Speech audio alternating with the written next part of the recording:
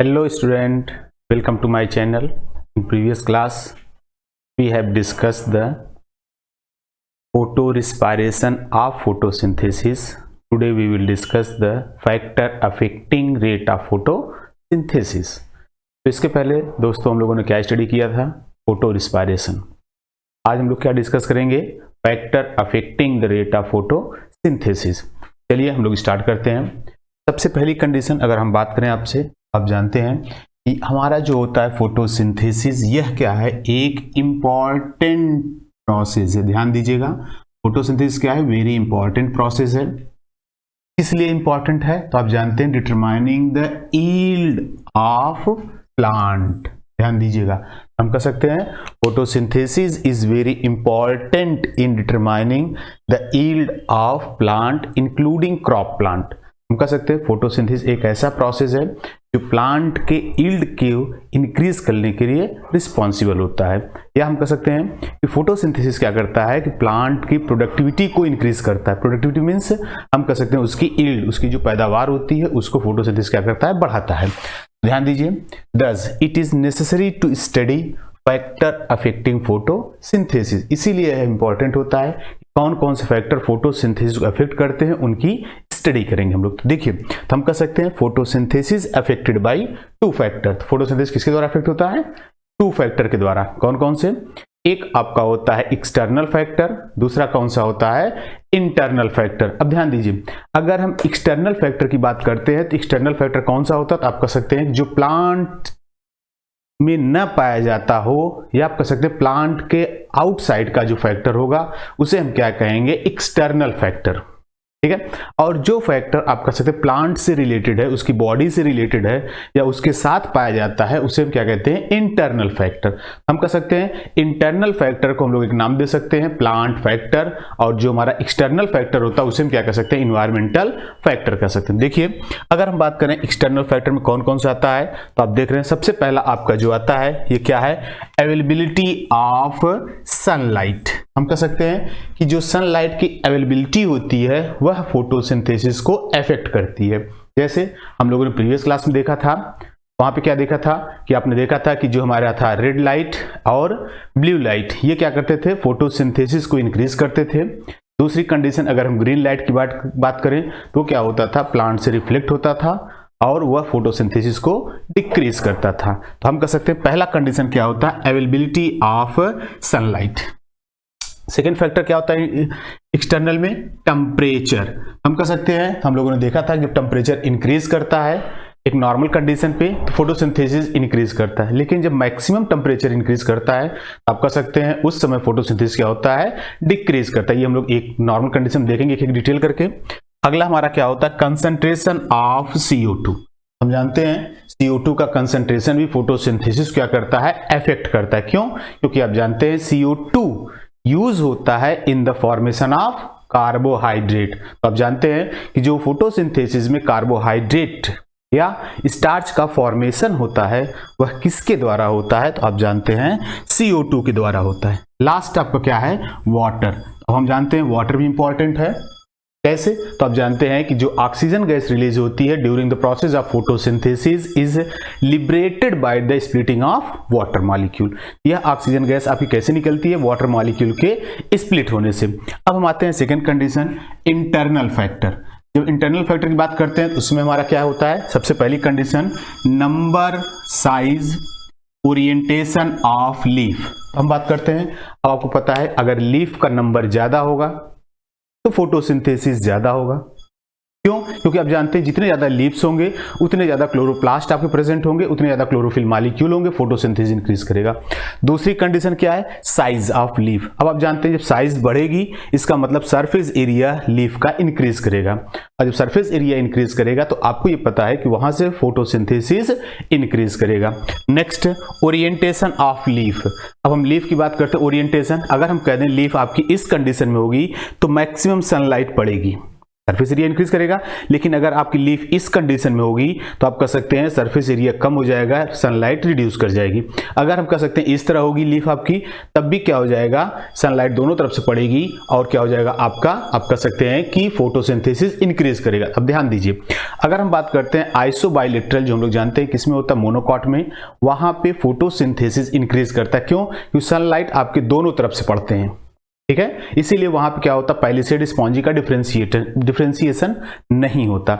लेकिन अगर हम बात करते हैं किसमें, डाइकॉट में, तो वहां पे आप जानते हैं डॉर्सी वेंट्रल लीफ होती है, वो इस तरह से होती है, सनलाइट केवल अपर सरफेस पड़ता है, लोअर सरफेस पे सनलाइट नहीं पड़ता, इसलिए फोटोसिंथेसिस क्या होती है, रिड्यूस करती है। नेक्स्ट हम आते हैं, तो ये आपका क्या हो गया, number, size, orientation of leaves, ये किसमें आते हैं, इंटरनल फैक्टर, या हम क्या कहते हैं, प्लांट फैक्टर। नेक्स्ट देखिए, मेसोफिल सेल, क्लोरोप्लास्ट। तो अब हम कह सकते हैं मेसोफिल सेल, तो आप जानते हैं मेसोफिल सेल में क्या प्रेजेंट होते हैं, क्लोरोप्लास्ट प्रेजेंट होते हैं। अगर हम कह सकते हैं मेसोफिल सेल ज्यादा होंगी तो नंबर ऑफ क्लोरोप्लास्ट ज्यादा होंगे, और जब नंबर ऑफ क्लोरोप्लास्ट ज्यादा होंगे तो आपको पता है रेट ऑफ फोटोसिंथेसिस मैक्सिमम होगा। नेक्स्ट है इंटरनल CO2 कंसंट्रेशन। हम कह सकते हैं बॉडी के अंदर, अगर प्लांट के अंदर अगर CO2 कंसंट्रेशन ज्यादा होगा तो फोटोसिंथेसिस ज्यादा होगा, अगर वो कम होगा तो फोटोसिंथेसिस क्या होगा, कम होगा। नेक्स्ट है अमाउंट ऑफ क्लोरोफिल। तो अब वही बात हो गई, क्लोरोफिल जितने प्रेजेंट होंगे, आपको पता है क्लोरोफिल मॉलिक्यूल उतने ज्यादा सनलाइट को ट्रैप करेंगे और उतना ज्यादा रेट ऑफ फोटोसिंथेसिस होगा। अब देखिए एक इंपॉर्टेंट पॉइंट, दीज फैक्टर, हम कह सकते हैं ये सब जो फैक्टर आपके हैं यह किसके ऊपर डिपेंड होते हैं, तो आप कह सकते हैं डिपेंड ऑन द जेनेटिक प्रीडिपोजिशन। ये ध्यान दीजिएगा, इंटरनल फैक्टर, यहां से आपका क्वेश्चन बनता है, इंटरनल फैक्टर प्लांट के किस कैरेक्टर के ऊपर डिपेंड होते हैं, तो आप कहेंगे डिपेंड ऑन द जेनेटिक प्रीडिपोजिशन। ठीक है, किस पे डिपेंड होते हैं, जेनेटिक प्री डिस्पोजिशन पे डिपेंड होते हैं। And growth of the plant, हम कह सकते हैं कि जो इंटरनल फैक्टर हैं जैसे number of leaves, orientation of leaves, mesophyll, chloroplast, internal CO2 concentration, amount of chlorophyll, ये सब आपके डिपेंड होते हैं जेनेटिक प्री डिपोजिशन पे और ग्रोथ ऑफ द प्लांट पे। ये हमारे होते हैं एक्सटर्नल एंड इंटरनल फैक्टर। अब हम इसको डिटेल में स्टडी करेंगे, उसके पहले हम लोग डिस्कस करेंगे एक लॉ जिसे हम क्या कहते हैं, ब्लैकमैन लॉ।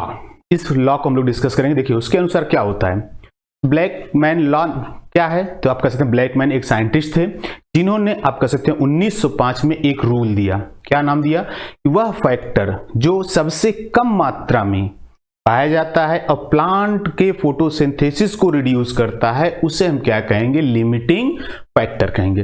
चलिए उसे हम लोग देखते हैं कि ब्लैकमैन रूल क्या है। ओके स्टूडेंट, तो हम लोग डिस्कस करेंगे ब्लैकमैन लॉ। देखिए ब्लैकमैन लॉ ने क्या दिया, 1905 में एक रूल दिया जिसे हम क्या कहते हैं, लॉ ऑफ लिमिटिंग फैक्टर। अब इसे समझिएगा कि ब्लैकमैन का लॉ ऑफ लिमिटिंग फैक्टर क्या है। इन्होंने क्या कहा, सपोज दैट अगर किसी प्लांट को सफिशिएंट अमाउंट में लाइट मिल रही है, इसके बाद कार्बन डाइऑक्साइड मिल रही है और वाटर उसे नहीं मिल रहा है, जिस कारण फोटोसिंथेसिस रुक गई। अब उस प्लांट को अगर हम वाटर देंगे तो फोटोसिंथेसिस स्टार्ट होगी, और जैसे जैसे वाटर को इंक्रीज करेंगे फोटोसिंथेसिस इंक्रीज करेगी। तो ये जो वाटर आपका है ये क्या एक्ट करता है, as like a limiting factor. अब हम कह सकते हैं कि जब कोई भी केमिकल प्रोसेस कई फैक्टर के द्वारा अफेक्टेड हो, उसमें से सबसे कम अमाउंट वाला फैक्टर जो उस प्रोसेस को अफेक्ट करता है उसी को हम क्या कहते हैं, लिमिटिंग फैक्टर कहते हैं। देखिए इन्होंने क्या कहा, if chemical process is affected by more than one factor, अगर कोई केमिकल प्रोसेस अफेक्ट होता है more than one factor, then its rate will be determined, तब उसकी रेट डिटरमाइंड की जाती है by the factor which is the nearest to its minimum value. अब उसकी रेट उसके द्वारा डिटरमाइन की जाती है जो हम कह सकते हैं उसकी मिनिमम वैल्यू में अफेक्ट करता है उस केमिकल प्रोसेस को।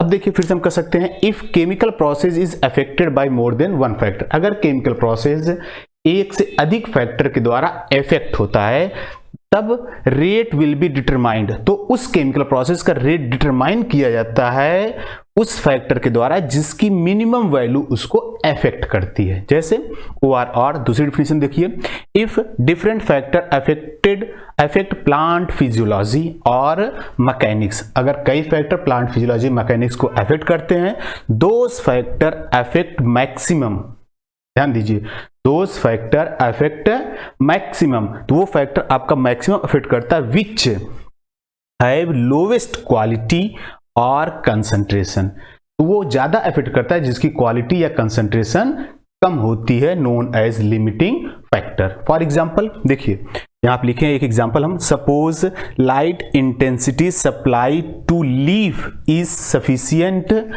To utilise 5 milligram carbon dioxide. हम कह सकते हैं अगर किसी भी प्लांट को लाइट सप्लाई की गई है और उस लाइट की क्षमता इतनी है कि केवल वो 5 मिलीग्राम कार्बन डाइऑक्साइड को एक्सेप्ट कर सकती है पर आवर, ध्यान दीजिए कब, पर आवर, मतलब 1 घंटे में वह लाइट केवल 5 मिलीग्राम CO2 को एक्सेप्ट करती है। As CO2 supply is increased, जैसे ही CO2 सप्लाई को इंक्रीज करते हैं, rate of photosynthesis is increase till 5 mg CO2 inter in the leaf, और रेट ऑफ फोटोसिंथेसिस तब तक इंक्रीज करता है जब तक कि 5 mg CO2 लीफ में इंटर ना कर जाए, और जैसे ही 5 mg CO2 लीफ में इंटर करता है तुरंत क्या हो जाता है, आप कह सकते हैं after that any increase in CO2 supply, अब उसके बाद CO2 में कोई भी इंक्रीजमेंट कर दीजिए, मतलब इसके बाद अगर आप CO2 में कोई भी इंक्रीजमेंट करेंगे तो फोटोसिंथेसिस इफेक्ट नहीं होगा। तब यहां पे देखिए फिर क्या कह सकते हैं, after that any increase in CO2 supply no increase in rate of photosynthesis, तो फोटोसिंथेसिस में कोई भी इंक्रीज नहीं होगा। फिर हम कह सकते हैं then light act as limiting factor, तब यहां पे लाइट क्या करेगा, लिमिटिंग फैक्टर करेगा, and photosynthesis increase by increase of light, और तब फोटोसिंथेसिस इंक्रीज करेगा, कैसे, इंक्रीज ऑफ लाइट के। देखिए जो हमने एग्जांपल लिए हैं तो यहाँ पे क्या बताया गया कि अगर हम किसी प्लांट को लाइट सप्लाई करते हैं और उस लाइट की कैपेसिटी है कि वह 1 घंटे में 5 मिलीग्राम कार्बन डाइऑक्साइड को कैप्चर करे, अब क्या होगा, अगर उस प्लांट को हम कार्बन डाइऑक्साइड सप्लाई इंक्रीज कर दें तो फोटोसिंथेसिस तब तक इंक्रीज करेगा जब तक वह 5 मिलीग्राम कार्बन डाइऑक्साइड को एक्सेप्ट करेगा। जैसे ही ये पूरा होगा ये क्वांटिटी, तुरंत क्या हो जाएगा कि कार्बन डाइऑक्साइड आप बढ़ाते रहिए, फोटोसिंथेसिस पे कोई इफेक्ट नहीं पड़ेगा। तब अब यहां पे क्या होगा कि आगे अगर फोटोसिंथेसिस इंक्रीज करना है तो लाइट को बढ़ाना है, और ये लाइट आपका क्या काम करेगा, एज ए लिमिटिंग फैक्टर। ठीक है, तो चलिए आगे हम लोग देखते हैं। अब इसका देखिए हम लोग करके डिस्कस करते हैं एक्सटर्नल फैक्टर। पहले चलिए स्टूडेंट हम लोग डिस्कस करते हैं एक्सटर्नल फैक्टर का। फर्स्ट फैक्टर क्या है, light.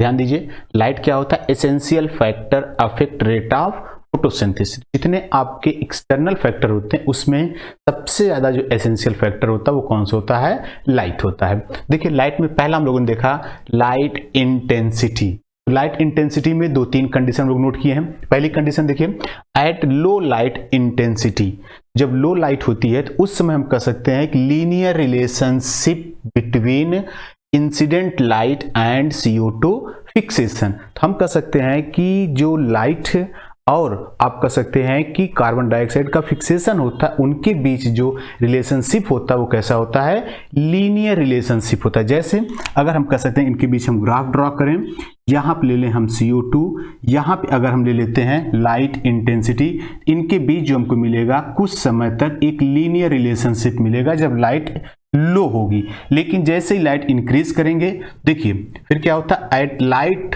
At high light intensity gradually rate of photosynthesis not increases. ध्यान दीजिए, अब हम कह सकते हैं जब लाइट इंटेंसिटी तेज होगी, सपोज दैट अब यहां से लाइट इंटेंसिटी तेज हो रही है, तो आप कह सकते हैं कि ये कंडीशन क्या हो जाएगा, ये आपका इंक्रीज नहीं करेगा।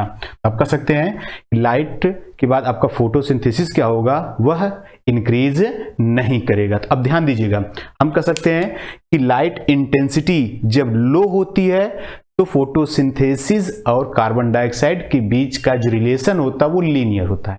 सेकेंड कंडीशन, और अगर लाइट इंटेंसिटी इंक्रीज करती है तो हम क्या कहते हैं कि यहाँ पे रेट ऑफ फोटोसिंथेसिस क्या होता है, इंक्रीज नहीं करता है, because other factor act as limiting factor, क्योंकि उस समय क्या होता है कि दूसरे फैक्टर जो होते हैं वो लिमिटिंग फैक्टर का काम करते हैं। आगे देखिए, total sunlight available on the plant, जितनी सनलाइट प्लांट पे अवेलेबल होती है ओनली 10% लाइट शो सेचुरेशन, उसका केवल 10% क्या करता है, सेचुरेशन शो करता है।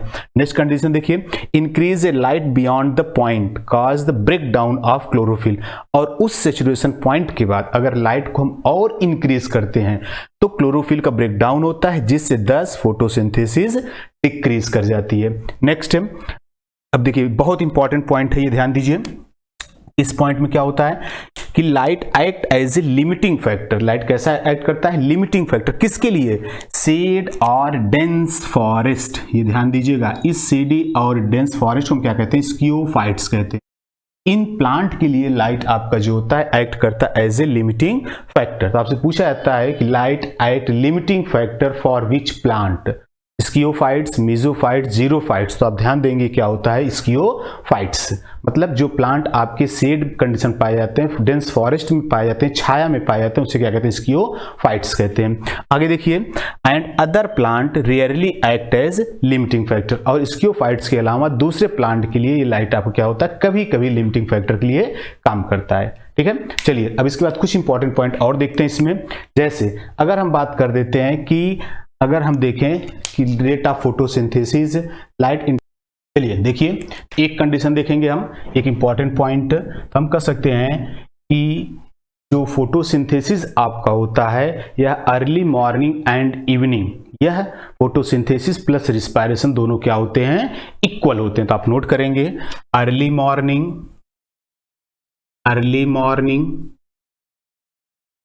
एंड इवनिंग में क्या होता है, फोटोसिंथेसिस एंड फोटोसिंथेसिस रेशियो, अगर हम कहें रिस्पायरेशन, ये कितना होता है, दोनों इक्वल होते हैं, तो 1:1। तो हम कह सकते हैं ये क्या होते हैं, आपके इक्वल होते हैं, ध्यान दीजिएगा, यहां से क्वेश्चन आपको बनता है। अब जब ये दोनों इक्वल होते हैं तो हम कह सकते हैं नेट प्राइमरी प्रोडक्टिविटी क्या हो जाएगा इस कंडीशन में, आप कह सकते हैं नेट प्राइमरी प्रोडक्टिविटी ये हो जाएगा आपका 0, ये भी आप ध्यान दीजिएगा। तो आप कह सकते हैं अर्ली मॉर्निंग एंड इवनिंग में फोटोसिंथेसिस का नेट प्राइमरी प्रोडक्टिविटी क्या होती है, 0 होती है। ठीक है, और इसी पॉइंट को हम क्या कहते हैं, लाइट कंपनसेशन पॉइंट। तो आप कह सकते हैं दिस पॉइंट, ये पॉइंट जहां पे ये दोनों इक्वल हो जाएं, मतलब फोटोसिंथेसिस और रिस्पायरेशन इक्वल होते हैं, उसे क्या कहते हैं, दिस पॉइंट नोन एज, क्या कहते हैं उसे, light compensation point, light compensation point. अब देखिए आपसे पूछा है what is the light compensation point, तो आप कह सकते हैं the point at which rate of photosynthesis is equal to the rate of respiration known as light compensation point, या हम कह सकते हैं when primary productivity is 0 then it is known as light compensation point। जब primary productivity क्या होती है, 0 होती है, तो उसे हम क्या कहते हैं, लाइट कंपनसेशन पॉइंट कहते हैं। अब अगर हम बात करें सेकेंड कंडीशन कि आफ्टरनून, क्या कंडीशन होती है, आफ्टरनून, ये आपका हो गया फर्स्ट, ये हो जाएगा सेकेंड। आफ्टरनून में क्या होता है, आप जानते हैं फोटोसिंथेसिस, रिस्पायरेशन, इनके बीच अगर आप देखेंगे 10:1। अब आप कह सकते हैं आफ्टरनून के बाद रेट ऑफ फोटोसिंथेसिस 10 होता है और रिस्पायरेशन क्या होता है, 1 होता है। तो ये दो सिंबल आप ध्यान दीजिएगा, दो रिलेशन कि आप कह सकते हैं अर्ली मॉर्निंग एंड इवनिंग, उसमें क्या होता है, दोनों इक्वल होते हैं, उसे क्या कहते हैं, कंपनसेशन पॉइंट कहते हैं। सेकेंड कंडीशन अगर हम बात करते हैं आफ्टरनून में, फोटोसिंथेसिस 10 टाइम मोर होता है फ्रॉम द रिस्पायरेशन, ये आप ध्यान दीजिएगा। ठीक है, तो आपसे क्वेश्चन पूछा जाता है कंपनसेशन पॉइंट, तो सिंपल ध्यान देना है the point at which photosynthesis and respiration is equal known as light compensation point. or we say that when the net primary productivity is 0 in the evening and early morning known as compensation point. चलिए अब हम देखते हैं second. चलिए student हम लोग देखते हैं लाइट इंटेंसिटी हो गया, सेकेंड क्या है लाइट क्वालिटी. जब लाइट क्वालिटी की बात करते हैं तो यहाँ पर कंडीशन क्या होती है आप जानते हैं कि जो प्लांट के द्वारा स्पेक्ट्रम या डिफरेंट लाइट या वेवलेंथ आपकी एब्जॉर्ब की जाती हैं वो कितनी होती है 400 to 700 नैनोमीटर, ये आपको पता ही है. फिर हम लोगों ने देखा था कि जो एब्जॉर्प्शन लाइट होता था या फोटोसिंथेसिस कहाँ पे होता था 400 to 500. उस समय कौन सी लाइट होती थी ब्लू एंड रेड लाइट. तो आप कह सकते हैं ब्लू एंड रेड लाइट में फोटोसिंथेसिस क्या होता है आपका मैक्सिमम होता है, जिसकी रेंज क्या होती है 400 to 500 और आप कह सकते हैं 600 to 700 होती है. इसके बाद मिनिमम फोटोसिंथेसिस कहाँ पे होता है तो आप जानते हैं ये आपका होता है ग्रीन लाइट पे, जो प्लांट इसे एब्जॉर्ब नहीं करते हैं रिफ्लेक्ट करते हैं, और इसकी वेवलेंथ कितनी होती है 500 to 600 होती है. आपको यहाँ पे ध्यान देना है लाइट क्वालिटी में कि red and blue light increase the rate of photosynthesis and green light reduce the rate of photosynthesis, stop the rate of photosynthesis, because green light is not absorbed by the plant but it reflected, but red and blue light are absorbed by the plant. Next हम देखते हैं light duration. देखिए तो light duration की जब हम बात करते हैं तो इसमें आपको एक चीज ध्यान देना है कि light duration not affect the rate of photosynthesis. Light duration जो होता है ये रेट ऑफ फोटोसिंथेसिस को इफेक्ट नहीं करता, not affect the rate of photosynthesis but effect overall photosynthesis. लेकिन ये पूरे फोटोसिंथेसिस प्रोसेस को इफेक्ट करता है लेकिन रेट को इफेक्ट नहीं करता है. तो ये हमारा क्या हो गया रेट ऑफ लाइट फैक्टर. अब सेकंड हम लोग देखेंगे CO2 कंसंट्रेशन. हेलो स्टूडेंट, चलिए हम लोग देखते हैं नेक्स्ट हमारा क्या है दूसरा फैक्टर. पहला क्या था हमारा लाइट, दूसरा फैक्टर है कार्बन डाइऑक्साइड कंसंट्रेशन. अब हम जब बात करते हैं कार्बन डाइऑक्साइड कंसंट्रेशन में तो यहाँ आप ध्यान देंगे major limiting factor of photosynthesis. ये फोटोसिंथेसिस का क्या है मेजर लिमिटिंग फैक्टर है. सेकंड ध्यान दीजिए CO2 concentration in atmosphere is low. तो CO2 कंसंट्रेशन एटमॉस्फेयर में कितना होता है कम होता है 0.03 to 0.04%. एटमॉस्फेयर में कार्बन डाइऑक्साइड कितना होता है 0.03 से 0.04% होता है. अब हम बात करते हैं increase in CO2 concentration up to 0.05%. अगर हम इस CO2 कंसंट्रेशन को 0.05% तक इंक्रीज करते हैं तब क्या होता है कि रेट ऑफ फोटोसिंथेसिस इंक्रीज करती है. ध्यान दीजिएगा. और उसके ऊपर अगर हम इंक्रीज करते हैं तो क्या होता है फोटोसिंथेसिस डिक्रीज करती है. तो आप कह सकते हैं एवब इट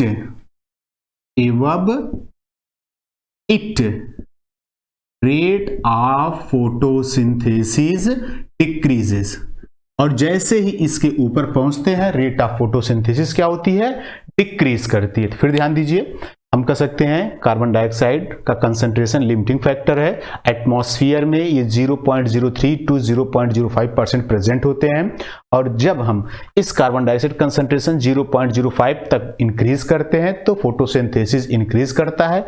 लेकिन अगर इसके ऊपर हम इंक्रीज करते हैं एवब इट तो रेट ऑफ फोटोसिंथेसिस तुरंत डिक्रीज करता है. ठीक है, तो ये आप ध्यान दीजिएगा. नेक्स्ट कंडीशन देखिए C3 and C4 plant respond differentially to CO2 concentration. अब ध्यान दीजिए जो C3 C4 प्लांट होते हैं यह CO2 कंसंट्रेशन को अलग अलग रिस्पॉन्स शो करते हैं. कैसे देखते हैं दोस्तों हम लोग कैसे.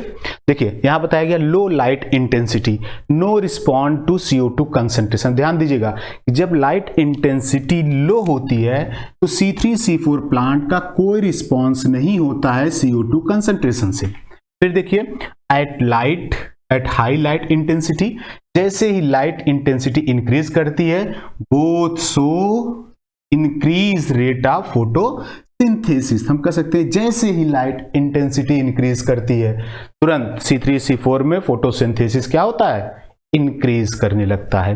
नेक्स्ट देखिए C4 plant show saturation photosynthesis. अब हम बात करते हैं कि C4 प्लांट किस कंडीशन में सैचुरेशन शो करता है।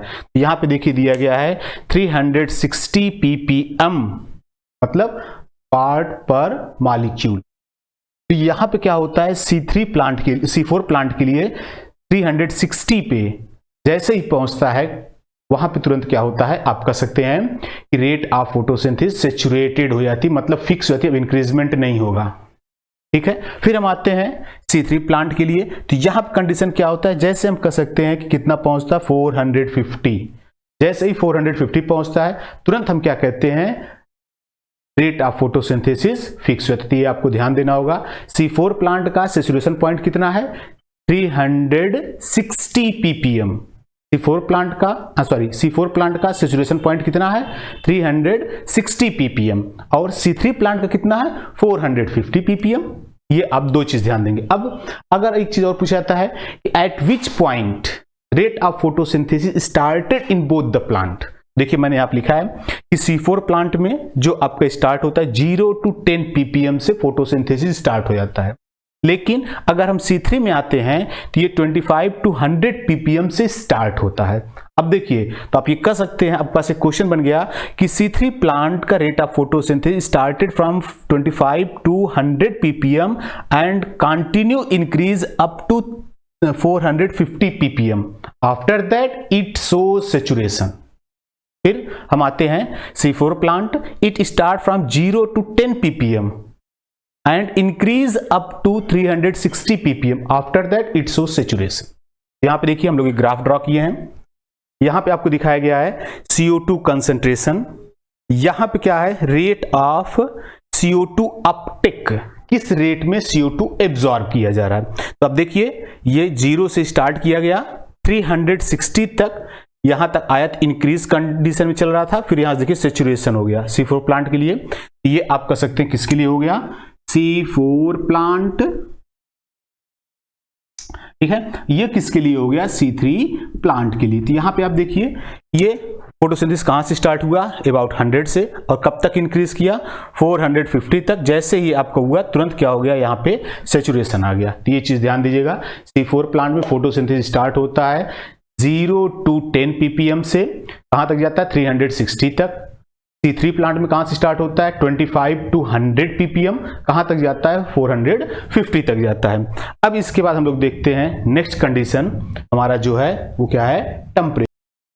हेलो स्टूडेंट, हम लोग वहां पे डिस्कस किए थे दो फैक्टर, कौन कौन से डिस्कस कर लिए हम लोग, एक हमारा हो गया था लाइट, दूसरा हो गया था हमारा CO2 कंसंट्रेशन। थर्ड हम लोग डिस्कस करेंगे टेम्परेचर।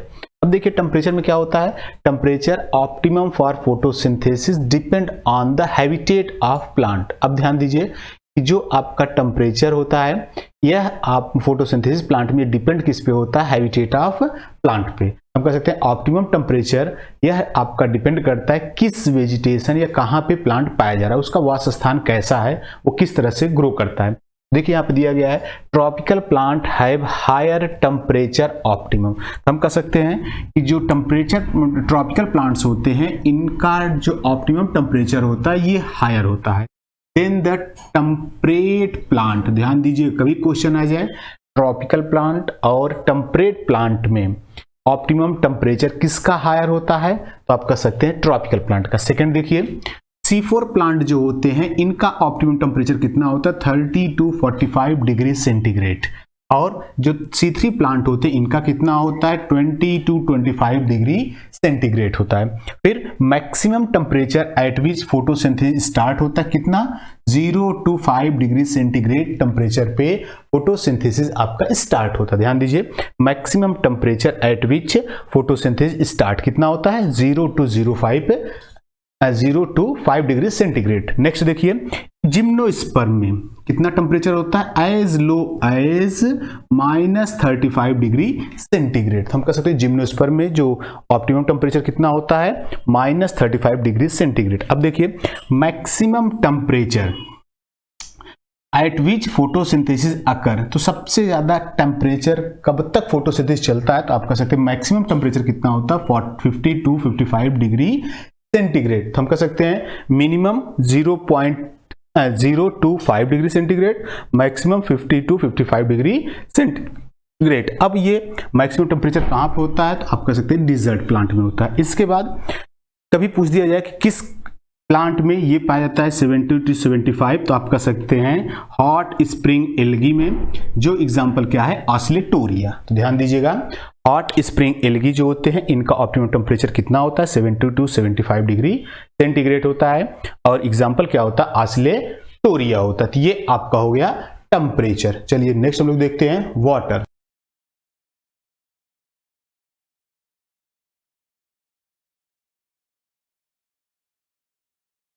तो ये हमारा क्या था, वाटर। तो देखिए वाटर की हम लोग बात करते हैं, वाटर क्या है, one of the raw material of photosynthesis. ये ध्यान दीजिएगा। दूसरी कंडीशन, अब हम बात करते हैं कि वाटर जितना एब्जॉर्ब होता है उसका केवल 1% ही फोटोसिंथेसिस में यूज होता है, ये ध्यान दीजिएगा। इसीलिए हम कह सकते हैं it rarely act as a limiting factor, इसलिए यह कभी बहुत कम चांस होते हैं कि आपका लिमिटिंग फैक्टर की तरह काम करे। सेकेंड कंडीशन, वाटर आपका जो होता है ये इनडायरेक्टली अफेक्ट करता है रेट ऑफ फोटोसिंथेसिस, मतलब डायरेक्टली रेट ऑफ फोटोसिंथेसिस को अफेक्ट नहीं करता।